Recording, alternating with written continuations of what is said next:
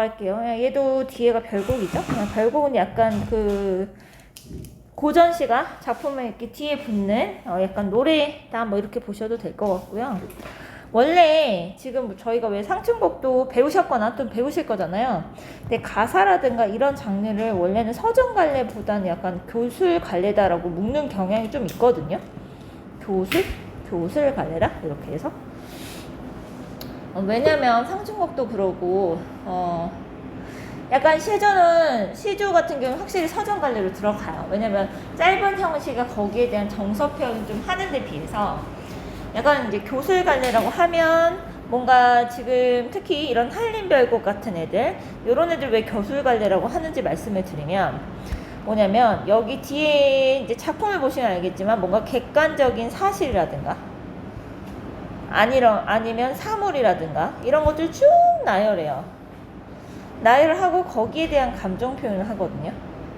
그러니까 일반 서정 갈래에 비해서 뭔가 이렇게 정서가 주된 흐름이 아니다 라는 거죠. 그래서 약간 교술 갈래로 배우는 경향이 있습니다. 이게 그 산문문학으로 따지면 여러분들 교술 갈래가 뭐로 들어가죠? 뭐가 있죠? 기행문, 수필 뭐 이런 것들 교술문학에 들어가시잖아요. 자, 그러면 이게 대표적인 작품이 한림별곡이에요. 그냥 어떤 형식이다 정도는 아시는 게 좋아요. 지금 여러분들 보시면 얘가 하나, 둘, 셋, 넷, 다섯, 여섯 줄이잖아요. 뭐 얘는 이렇게 이어진 거니까 여기까지. 자, 그러면 보통 어떻게 나누냐면 네 줄에서 두 줄 이렇게 나누거든요. 그래서 앞이다 해서 전이고요. 얘는 뒤에서 후인데 앞엔 네 줄이고 뒤에는 두 줄이죠. 그래서 얘는 전대절이란 말도 쓰고 뒤에는 후소절이라는 말도 씁니다. 일단은 네 줄, 두 줄 를 이제 기점으로 해서 이렇게 나눈다라고 보시면 되고요. 얘는 삼은 뭐예요? 그래서 여기 보시면 나오죠. 원순문, 인노시, 공로사료 이렇게 나오죠. 뭔 말인지 하나도 모르겠죠. 저도 몰라요. 그냥 저는 이런 것만 봐요. 무슨 문장이구나. 어떤 시구나. 이렇게만 보는 거야. 실제로 여러분들 해석 보시면 알겠지만 무슨 유원순의 문장 이인로의 시예요. 그러니까 뭐냐면 그 당시에 유명한 작품이나 뭐 이런 것들을 쭉 나열해 놓은 거예요. 이정원의 지나님 무슨 쌍운주필 그러니까 지금 보시면 쭉 나열해 놓죠. 여기 3까지 나열해요. 보시면 나열한 다음에 위시장 이 시험장의 모습이 얘들아 이게 뭐야? 이런 거 다 장이잖아. 그럼 국외음악 적용되면 자가 되겠죠. 제가 근데 말씀드렸죠. 시옷이나 지읒이나 치읓 이런 애들의 야, 여, 요, 유처럼 이런 이중모음이 붙은 애들을 앞에 반모음이를 빼고 아, 오, 우로 읽으시면 지금 현대어 풀이와 비슷해진다라고 말씀드렸죠. 그래서 봐봐. 국외음은 적용했더니 장. 그 다음에 야를 아로 바꿨더니 장이 되죠. 자, 시험장입니다. 시험장. 자, 그 미시험장의 모습이 어떠합니까? 이렇게 물어보는 거죠. 물어보는 게 아니에요. 옆에도 써져 있죠. 아래도. 자부심이에요.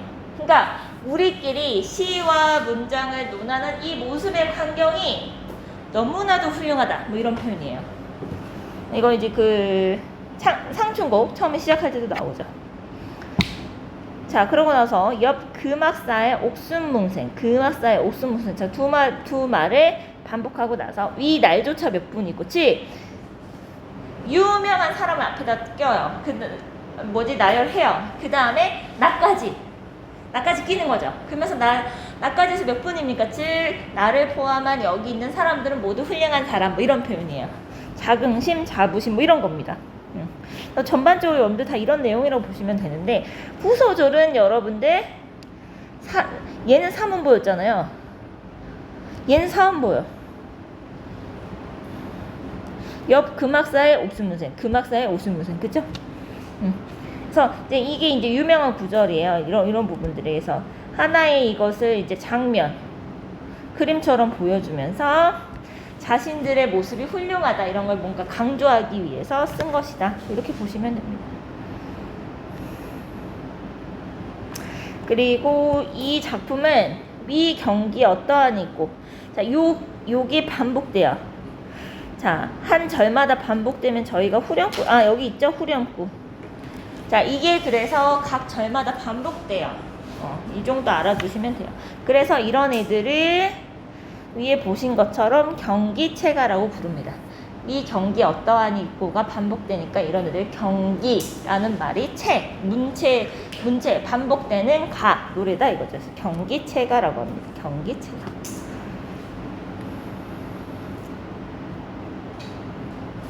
이런 특징이 있다는 것만 알아두시면 되고요. 이제 요거는 뭐냐면 한림 별곡 중에서 이제 이렇게 표현적인 문학성이 높다라고 얘기를 하는 거거든요.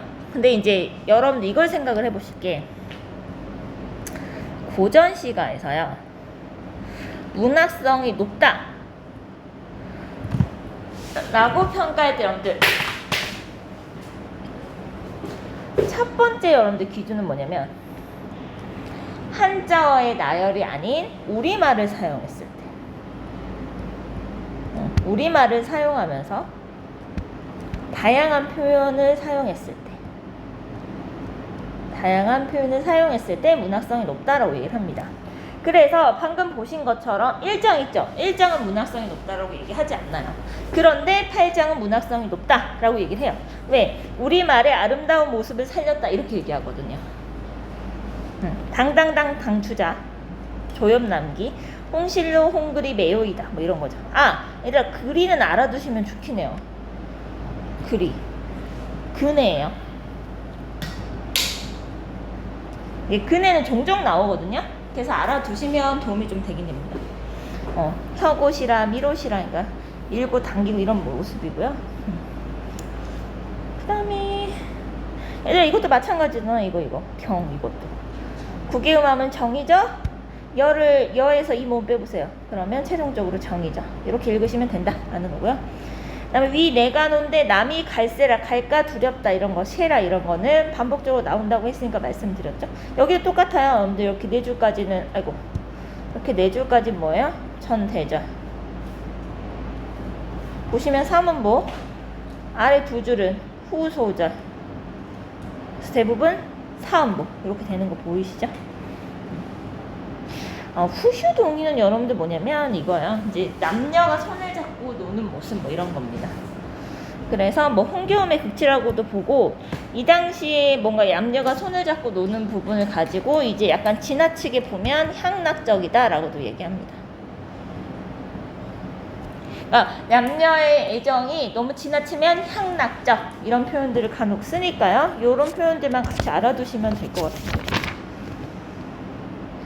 한림불곡은 더 이상 볼 건 없고요.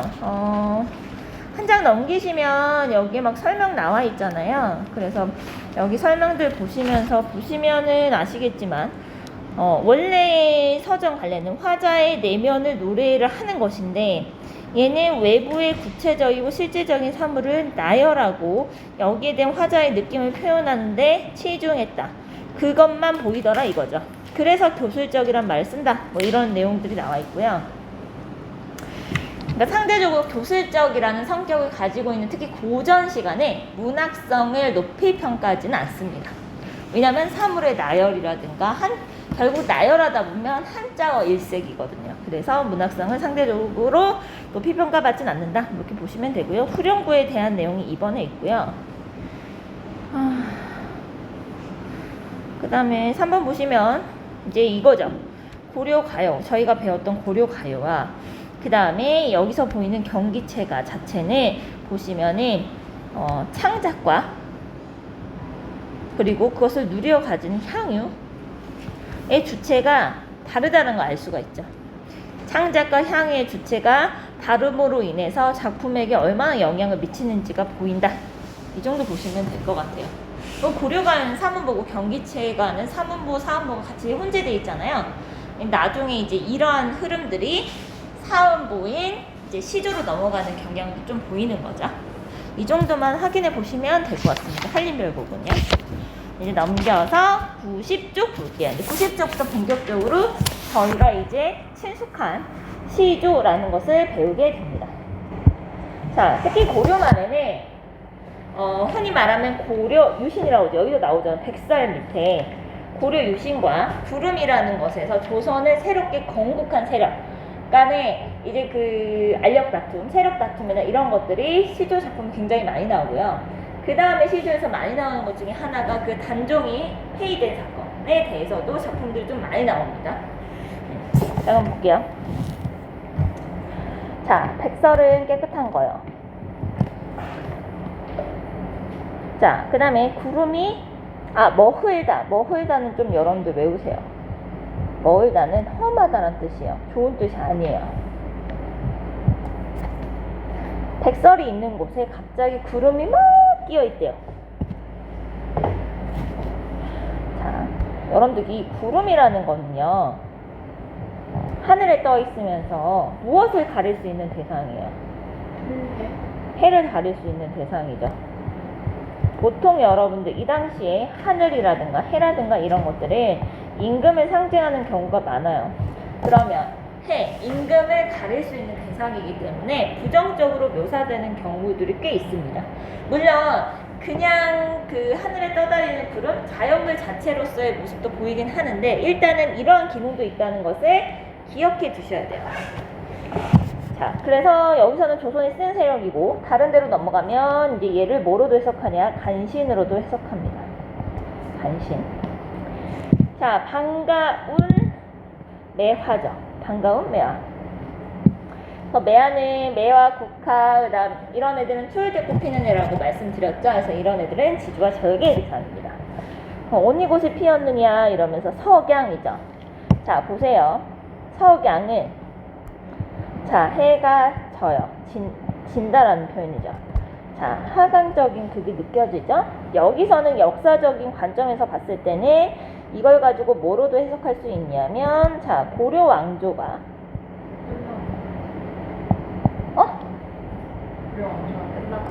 그쵸. 고려 왕조가 너 못 끝나고 가야 된다는 얘기죠.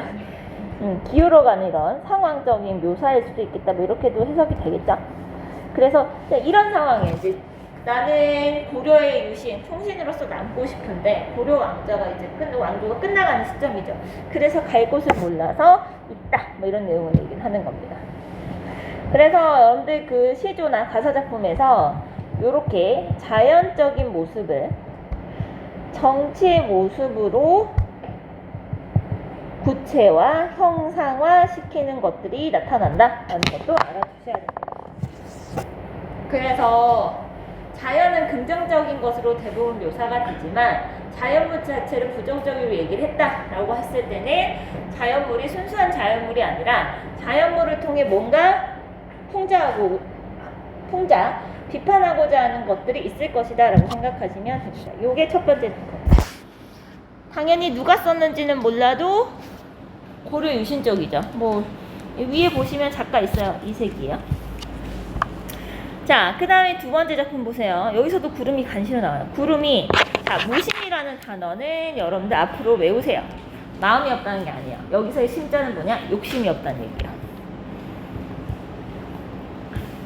그래서 월산대군이 그런 말씀, 대군이라고 부르면 뭐야? 왕의 형제들이잖아. 그럼 얘네들은 언젠가는 반역을 일으킬 만한 애들이지. 그래서 얘가 무슨 월산대군이나 이런 애들이 무슨 시 쓰냐면 무심한 달빛만 배에 신고 돌아오다 이런 얘기를 하는 거야. 나는 왕에 대한 욕심이 없어라고 써서 작품을 써서 남기는 거지. 안 그러면 자기가 죽임을 당하니까. 그래서 무심탄 말이 아마도 허랑하다, 거짓말일 것이다, 뭐 이런 얘기야. 거짓이다 이런 거죠. 간신히 욕심이 없단 말이 거짓이지. 이러면서 중천에 떠 있어요. 하늘 위에 떠 있으면서 자기 마음대로 다니면서 구태야, 굳이 광명한 날빛, 임금님의 이런 총명한 지혜를 가리는구나 이런 얘기를 하는 거죠. 자, 여기서의 중천은 좀 더 해석하시면 이렇게도 봐요. 그러니까 이런 간신의 놈들이 문제는 높은 자리, 벼슬 위치가 높은 자리, 이런 높은 이런 권세를 가지고 있는 입장인 거예요. 권력과 세도가 있는 애예요. 그러면서 임의로 다니면서 마음대로 다니면서, 그러니까 뭔가 다른 식으로 해석하면 뭔가 횡포를 부리면서 광명한 앞에 임금의 지혜를 따라가면서 덮냐 이거죠. 그러니까 즉 임금님의 총명함을 돕는다라는 건 뭐냐면 임금의 그 선정, 선한 정치를 있어서 방해를 하는 존재다. 뭐 이렇게도 볼 수 있는 거죠. 작품 몇 개 봅시다 보면 왜 이렇게 수업하기 싫은가? 자꾸 떨어뜨리네. 자, 보시면 됩니다. 자, 그 다음에 아주 대표적인 작품 중에 하나가 요겁니다. 까마귀. 까마귀 검 따면서 백로야 너 비웃지 마 이런 거요. 자, 여기서는 일반적인 이미지랑 다릅니다. 까마귀가 긍정. 그 얘들아, 말씀 저번에 드렸을까요? 얘들아, 원래는 한글을 만들 때 그게 없다. 전탁자라고 해서 그 뭐죠? 쌍기역, 쌍디귿, 쌍비읍 이런 애들 있죠. 원래 훈민정음 만들 때 이런 글자는 없었어요. 나중에 생겼어. 임진왜란 병자호란 있고 나서. 사람이 두 전쟁으로 인해서 황폐해지고 힘들죠. 마음이 힘드니까 이제 말이 세지는 거지. 그때부터 본격적으로 된소리, 거센소리가 많이 나왔어. 뭐야, 자막 서서 들어. 자, 까마귀 검다고 백로에 비웃지 마라 이거요. 그래서 백로가 여기서는 오히려 그 뭐지? 부정적 존재입니다. 이 하얀색에 위에 보시면 백설하고도 연관되잖아요. 겉이 검은데 속까지 검겠냐? 이런 거죠. 이런 거 여러분 다 물어보는 거 아니잖아요. 서리법이겠죠? 그러니까 나는 결백하다 이거야. 백로 너는 봐보세요. 겉 희고 속 검은 거는 너다. 여기서의 너는 백로겠죠. 그러니까 백로 너는 겉에 하얀 척, 깨끗한 척 할 뿐이지 사실 속은 검어. 리, 부, 동. 그러니까 겉과 속이 같지 않다. 이거죠. 백로를 얘기한 겁니다. 자, 그러면 자연물한테 너라고 했어요. 그럼 우리는 뭐라는 말을 붙일 수 있을까요? 그렇죠. 의나라는 말을 붙일 수 있는 것이죠. 그래서 오히려 여러분들 이건 딱 봐도 고려 유신이 아니라 조선의 개국공신이 지었겠죠. 그래서 까마귀를 포함한 자신의 뭔가 이런 조선을 개국한 이런 자신의 그런 행위에 대해서 정당성을 부여하는 이런 시조들이 조선의 개국한 공신들을 위주로 나옵니다. 이 작품만 그런 건 아니다. 그래서 이제 이런 얘기를 하는 거예요. 오히려 백로, 고려 유신들 너희들 위선적이야 이렇게 얘기하는 거죠. 오히려 이렇게 얘기하는 작품들이 꽤 있습니다. 자, 그러면 옆으로 넘어가시면 자, 고려의 국운을 걱정하는 뭐 충신의 마음 있잖아요. 그래서 여기 아래 보시면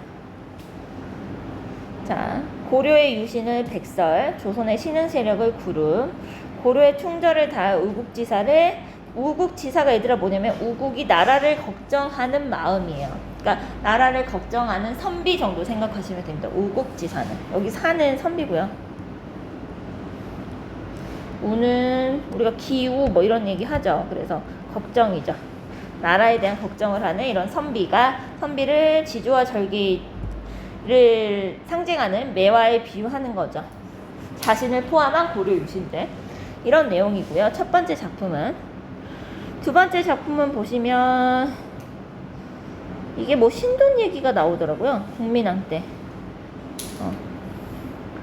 그래서 나름 뭐 역사적인 이런 배경들이 꽤 있어요. 그래서 당시의 정치적 상황에 대한 근심, 자신의 충정 이런 것들을 충성스러운 이런 마음 이런 것들을 표현한 것이다 라고 보시면 됩니다. 그 다음에 3번에 아까 보셨잖아요. 고려 유신들을 백로에 빗대면서 겉과 속이 고고한 척하면서 유교 이념에 얽매여서 고려 왕조에서 당연히 조선으로 바뀌어야 되는 사실을 부정하고 있다. 뭐 이렇게 어리석은 존재로서 묘사하는 경우가 있다라는 거고요. 자, 4번 보시면 자, 그래서 고려의 국운, 이 망해가는 이런 운명 속에서 다양한 방식으로 현실에 대응하는 신하들의 모습이 반영되어 있는 거죠. 그래서 고려에 남겠다 이런 사람도 있고 또는 조선으로 당연히 넘어가는 사람들도 있겠죠. 그 사람들 간의 입장 차이가 시조에까지 나타나 있다라고 보시면 됩니다.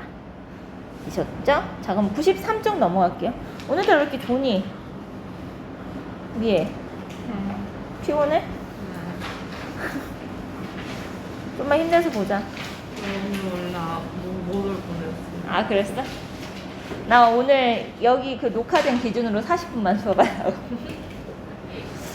아, 너무 까득해서 수업하는 것 같아. 애들이 더 안 들을 거야. 잘 듣고 있어. 아, 그래?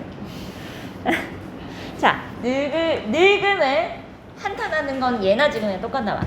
늙음을 한탄하는 노래. 페이지입니다. 93쪽은 탈로가라고 해요. 탄식한다 이거죠. 로, 늙음. 이런 건 재밌어요. 자, 작품 1 보시면 춘산이죠. 이제 그냥 산일 수도 있는데 일부러 춘산이라고 한 거야. 봄, 즉 청춘, 젊음의 의미 비유한다라고 볼 수도 있어요. 자, 보세요. 춘산에 눈 녹이는 바람이 곤두 불고 간대 어때요? 자, 그러니까 뭐냐면 겨울이 지나서 봄이 오잖아요. 그러면 원래는 쌓여있는 눈이 다 녹아야 되는데 바람이 갑자기 사라졌대요. 자, 그럼 얘들아 이건 바람은 뭐냐면 자, 적은도 밑에 봐보세요. 적은도 빌려다가서 머리 위에 불고 싶다 이거예요.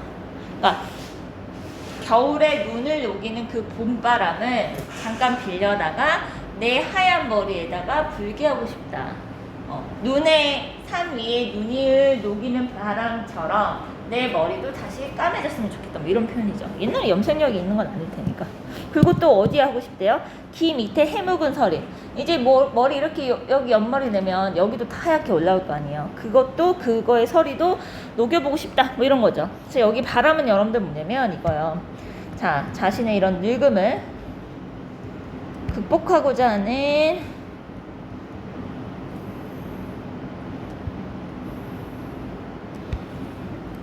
화자의 이런 의지를 담은 소재다라는 거죠.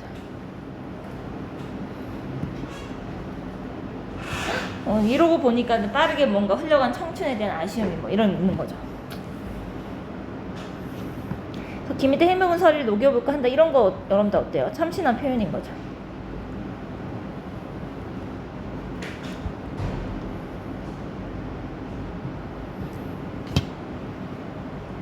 아직 와닿진 않죠, 여러분들이 막 그렇게까지는.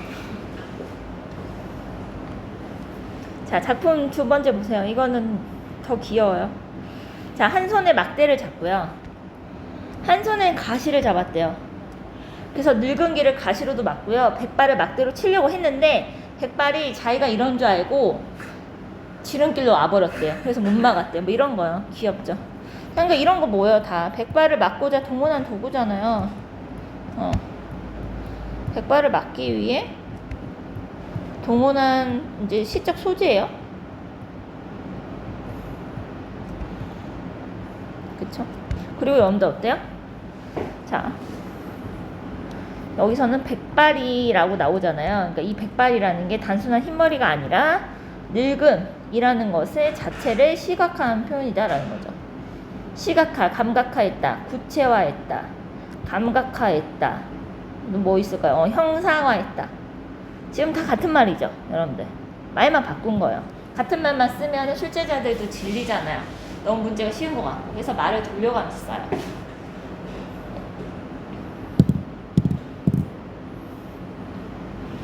자, 그 다음에 백발이 지름길로 오더라 이거죠.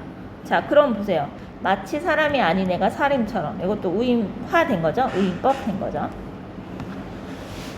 그래서 여러분들 어때요? 작품 첫 번째보다 두 번째는 좀 웃기잖아요. 웃긴데 늙음에 대해서 아직 모의고사가 이제 끝나나?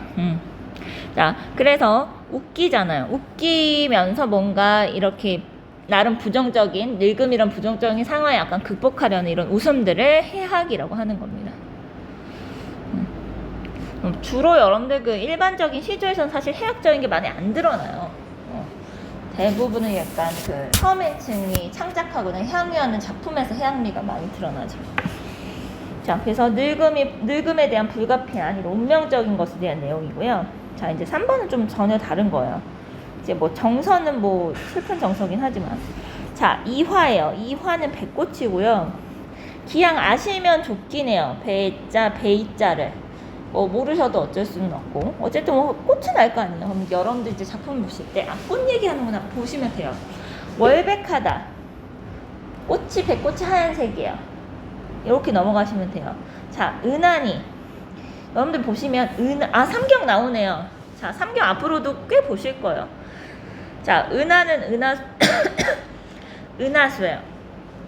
자, 보세요. 밤이고, 밤에 배꽃을 피는 걸 봤는데 하얀색이 보이더라, 뭐 이런 거죠.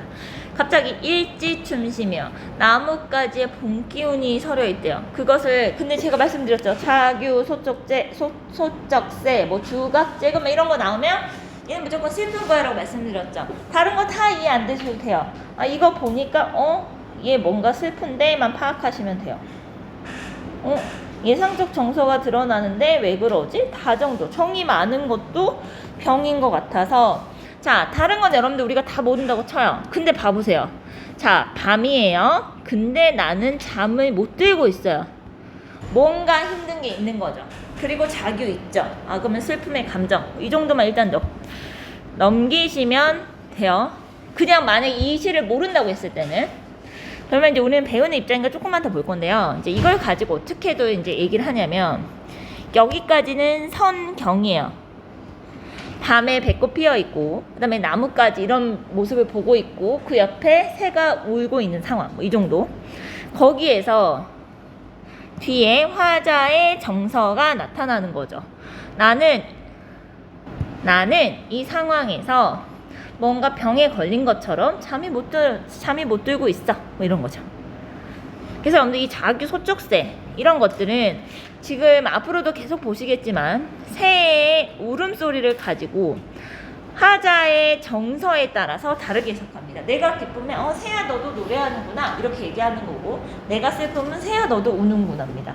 그러면 저희가 이것 때문에 예상적 정서란 걸 알잖아요. 그럼 이 새의 울음소리는 울음, 슬픔, 한 이런 거랑 연결되어 있구나 라고 생각하시면 됩니다. 한 장 넘기시면 94쪽이죠. 이런 속도로 나가면 우리 300쪽은 못 넘어가겠다. 20차시 했는데 뭘 더해. 10차시만 할까 하다가 도저히 작품이 너무 안 끝날 것 같아서 20차시였구나. 30이에요, 30. 너무 힘들어. 수업 그만하고 싶어. 자, 볼게요. 재미없어. 자, 보세요. 지나간 젊음을 다시 찾고자 하는 의지, 이런 것들이 보이더라, 뭐 이런 거고요. 여기서도 해악이란 말 나오죠. 그 오른쪽 옆으로 넘어가시면 이런 부분 나오잖아요. 자연적으로 찾아오는 늙음을 인위적, 막대 가시 이런 걸로 막아보는 인간의 솔직한 감정. 그래서 그냥 낙담하는 것이 아니라 늙음이 자신의 속셈을 알고 지름길로 온다고 표현하는 부분 있죠. 이런 부분들이 유머가 있고 여기서 해악이 있다라고 평가를 받는다. 뭐 이 정도 보시면 될 것 같고요. 세 번째에 대한 것들은 많이 보실 필요는 없고, 일단은 백색, 그러니까 시각적 이미지, 그 다음에 자규의 울음소리니까 청각적 이미지, 이런 감각적인 표현이 되어 있는 시조다. 뭐 이 정도만 보시면 될 것 같습니다. 그리고 옆에 95쪽에 이 단어는 알아두세요. 국화 나오죠. 국화랑 매화는 세트라고 말씀드렸고, 국화랑 하나의 또 세트인 애가 오상고절이란 말이에요. 이게 뭐냐면 얘들아, 이 상이요, 설이에요. 서리 속에서도 높은 절개를 지니고 있다. 국화 이거고요. 뭐 매화는 아치고절이라고 있어요. 어찌됐든 얘들아, 그 뒤에 보시면 다 높은 절개잖아요. 뭐 이것만 기억하시면 돼요. 매화, 국화, 추운 날에 꽃피는 애들은 지주와 절개의 대상. 뭐 이렇게만 기억하고 있으시면 됩니다. 요즘 뭐 사자성어가 막 중심돼서 요즘은 그 출제가 되는 추세는 아니라서요. 몇 년 전까지는 좀 사자성어 그래도 나오는 분위기였는데 요즘은 막 그렇게까지는 아닙니다. 자, 96쪽 볼게요. 자, 영준아 내가 몇 쪽까지 줬을까?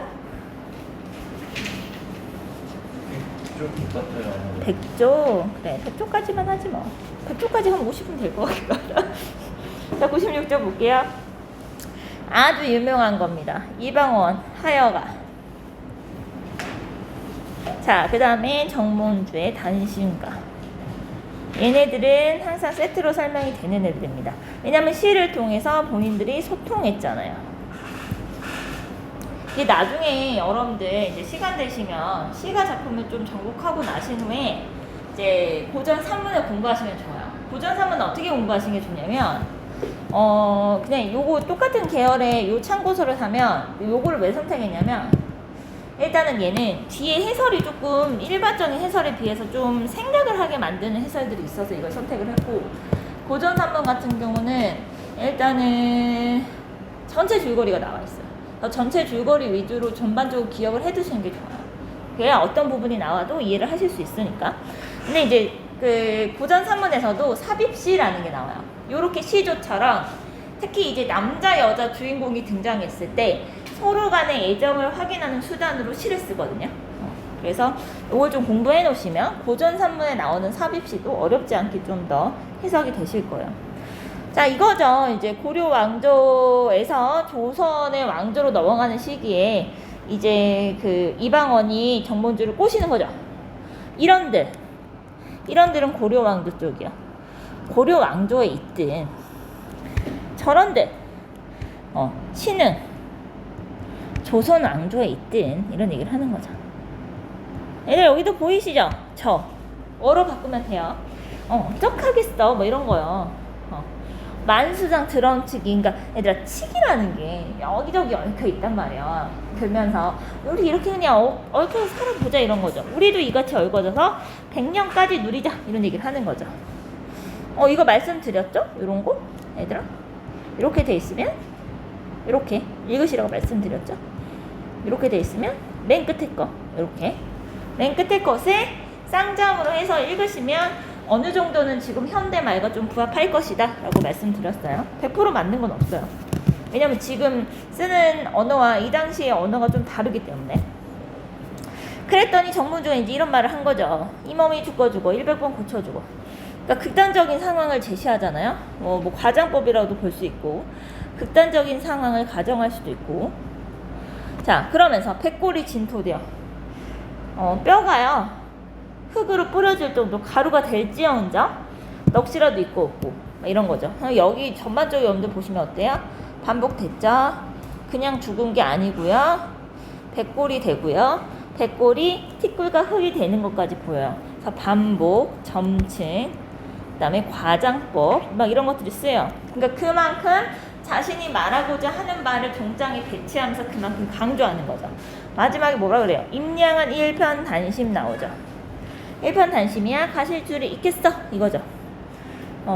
물어보는 거 아니죠. 서리법이죠. 오히려 서리법을 통해서 본인의 가지고 있는 일편단심의 의지를 강조하는 표현이죠. 여러분들 일반적으로요.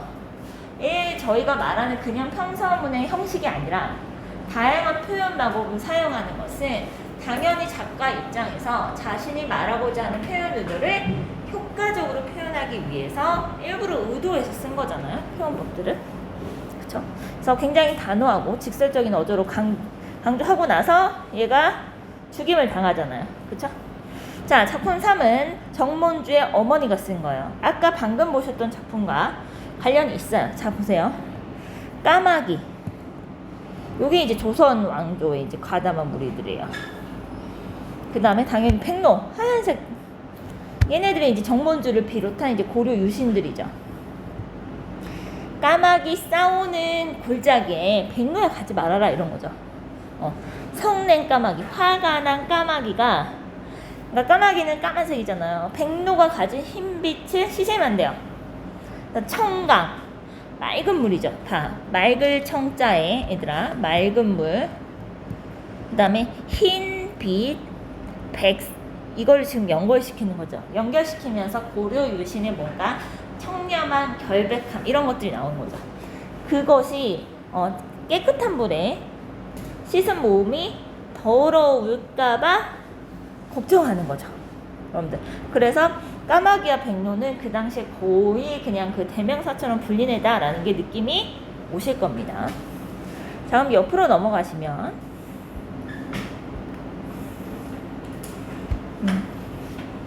얘 죽죠? 뒤에서. 얘 뭐죠? 무슨 교였죠? 갑자기 생각이 안 나네. 여보세요? 오작교는 아니고요. 갑자기 생각이 안 나네요. 뭔 성교인가? 자, 오작교. 선주교. 진지하게 말했는데 아니에요. 어? 오작교는 견우아직 있냐. 좋아요. 이런 것도 매력이지, 열심히 하는. 공부를 전혀 안 하다가 그렇게 얘기하면 재미가 덜하지만. 자, 볼게요. 뭐 이제 이런 내용이죠. 하여간은 자신과 손을 잡으면 부귀영화를 누릴 수 있을 거야. 뭐 이런 거죠. 우회적 말하기를 통한 시고. 이제 2번은 단신가는 당연히 죽음을 불사하는 충신의 노래다 이거죠. 그래서 일편단심할 때 임은 고려왕조다. 임에 대해서 변하지 않는 마음을 노래한다. 라는 것은 두 왕조를 섬기지 않는 절의를 지키겠다는 유학자의 자세다. 뭐 이런 거죠. 뻔한 내용이고요. 그 다음에 이제 세 번째는 정문주의 어머니가 얘기하는 부분이고요. 그쵸? 그러면, 자, 99쪽. 가세요. 자, 볼게요. 자, 이거까지만 볼 거야. 왜 이렇게 짧아요? 이렇게 짧게 하다가 시조가 3줄밖에 안 되잖아. 그러니까 표현의 욕구를 더 느끼는 거지. 그래서 이제 연시조라는 게 나왔어.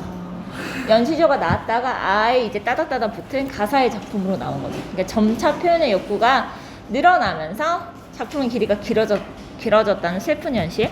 자, 볼게요. 저희 배웠어요. 감민이야 이거 저희 한 거잖아. 그렇지. 그런 거죠. 자, 볼게요. 비겐 두 개, 풀빛. 얘들아, 이런 이제 시각적인 거 체크해 주시고요. 네. 자, 얘들아, 무슨 포가 나오면 뭐냐면, 강가가 있다고 생각하시면 돼요. 무슨 포, 무슨 나루, 뭐 이런 거. 이런 거 좀 알아두시면 돼요. 자, 남포에서 임을 보내면서 슬픈 노래를 부른대요. 자, 임을 보내면 슬픈, 즉, 여기만 봐도 알겠죠? 임과 이별하는구나, 라는 겁니다. 자, 그 다음에 대동강 물이야 언제나 마르려나 이별 눈물을 해마다 푸른 물결에 보탠대요. 그러니까 뭐냐면 임과 헤어져서 나는 맨날 울고 있으니까 대동강이 마를 리가 없다는 건데, 사실상 여러분들 원래 순서를 따지면 어때요? 이별의 눈물을 해마다 푸른 물결에 보태니 대동강 물이야 언제나 마르겠어. 마를 리가 없다는 얘기겠죠. 그래서 이게 순서가 바뀌어 있어요. 자, 순서가 바뀌어 있는 걸 뭐라고 하셨죠? 그쵸, 도치라고 하면 되죠. 위치가 바뀐 거죠. 그래서 이런 거는 언제 마를까 물어보는 거 아니죠. 서리법이고요. 그래서 이걸 가지고 이렇게도 얘기를 해요. 자, 풀빛, 비겐 두 개 풀빛의 모습, 남포의 모습, 이런 걸 가지고 경치를 제시하고 거기에 대해서 울고 있는 자신의 슬픈 심정을 본격적으로 드러낸다. 후정이다. 뭐 이렇게도 얘기를 하고요. 어쨌든 화자의 정서도 직접적으로 좀 드러나긴 하죠. 자, 작품 두 번째 보시면은 사리화예요. 자, 참새가요, 자연물이잖아요. 그냥 새인데 이게 비판의 대상이 되면 비유와는 다른 게 있다라고 말씀드렸잖아. 얘는 탐관오리예요. 자, 그래서 자, 삼세야 어디 오가면서 날고 있냐. 1년 농사는 아랑곳하지 않고 늙은 호라비가 힘들게 밭을 다 갈아놨더니 네가 다 없애버린다. 다 가져버린다. 뭐 이런 겁니다. 지금 보시면 요 세 작품은 다 한시잖아요. 그래서 이해하시는데 매우 쉽죠. 한시로 쓴 건 아예 직역이 되어 있거든요. 그래서 좀 쉽다라고 느껴지실 겁니다. 자, 그 다음에 마지막 작품이에요. 자, 이색이라는 사람인데 아까 우리가 방금 전에 이색의 시조를 한번 봤어요. 이색이 고려 유신이에요. 자, 그러면 그러한 약간 작가의 기본적인 배경을 알고 여러분들 보시면 영명사라는 곳을 갔다가 부병로에 올랐대요. 그럼 고려시대의 누각이고 얘는 고려 유신이에요. 그러면 옛날 고려의 그런 모습이 생각이 났겠죠.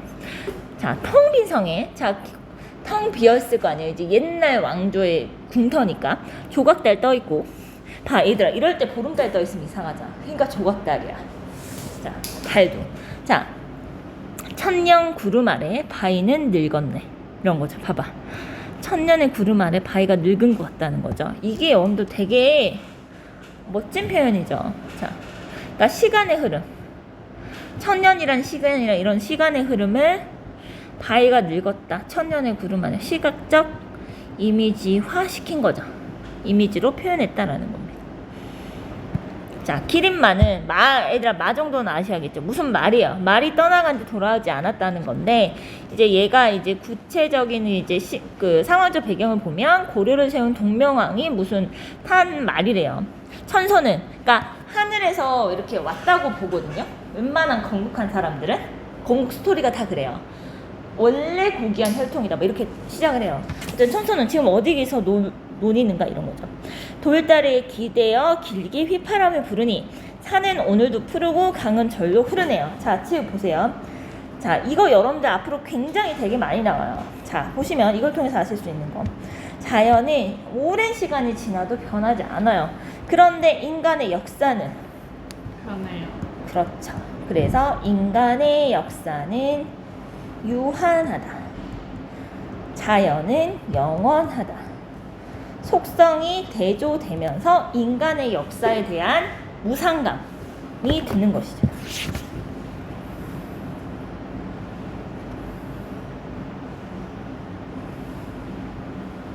그래서 한 장 넘기시면 100쪽에도 이런 말이 나옵니다. 자, 시간이 지나도 변하지 않는 자연의 모습과 유한한 인간사를 대조시켰다. 그럼으로 인해서 인생 무상의 정서, 쓸쓸함의 정서가 드러나더라라는 거죠. 그래서 이러한 결의 내용을 이 작품뿐만이 아니라 다른 작품에서 나온다.